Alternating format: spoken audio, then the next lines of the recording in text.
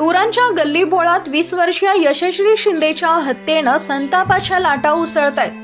25 जुलै रोजी बेपत्ता झालेल्या यशश्रीचा 26 जुलै रोजी मध्यरात्री झाडाझुडपात मृतदेह सापडला। यशश्रीच्या हत्येप्रकरणात दाऊद शेख प्रमुख आरोपी आहे। या घटनेनंतर दाऊदने यशश्रीचा किती छळ केला याची माहिती समोर आली आहे। पुढे व्हिडिओ पाहण्याआधी AM मराठी न्यूजला जरूर सबस्क्राइब करा। 20 वर्षीय यशश्री शिंदे वाणिज्य शाखेतून शिक्षण घेत होती।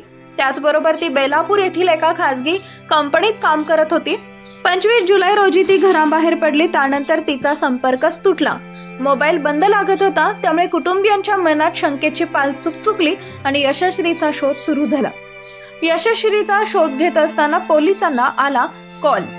25 जुलै रोजी रात्री यशश्रीच्या कुटुंबियांनी तक्रार दाखल केल्यानंतर पोलिसांनी तिचा शोध सुरू केला। त्यानंतर शुक्रवारी रात्री उरण पोलीस ठाण्याच्या एक पथकाला कॉल आला। त्या कॉल नंतर पोलिसांनी कोटनाका परिसरातील घटनास्थळाकडे धाव घेतली। रक्ताच्या थारोळ्यात पडलेला होता यशश्रीचा मृतदेह। पोलीस घटनास्थळी गेले तेव्हा त्यांना दिसले की एका तरुणीचा मृतदेह रक्ताच्या थारोळ्यात पडलेला आहे। मृतदेहावर असंख्य जखमा झालेल्या होत्या। कुत्रे मृतदेहाचे लचके तोडत होते। कुत्र्यांनी मुलीचा चेहराही लचके तोडून विद्रूप केला होता। खांद्यावरील मांसही कुत्र्यांनी खाल्लं होतं। कमरेवर, पाठीवर, गुप्तांगावर चाकूचे वार केलेले होते। मृतदेहाची ओळख पटवण्यासाठी यशश्रीच्या आई वडिलांना बोलवण्यात आले। यशश्रीचे कपडे आणि तिच्या अंगावरील टॅटू वरून तिची ओळख पटली। तिच्या हत्येप्रकरणी आई वडिलांनी दाऊद शेखचं नाव घेतलं। त्यानंतर या प्रकरणाच्या तपासाला वेग आला। 15व्या वर्षी यशश्रीवर दाऊदने केला होता अत्याचार।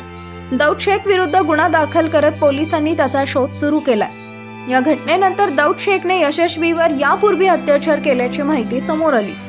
दाऊद शेख हा ड्रायव्हर आहे। 2018 मध्ये त्यानं 15 मध्ये यशश्री शिंदेला बघितलं।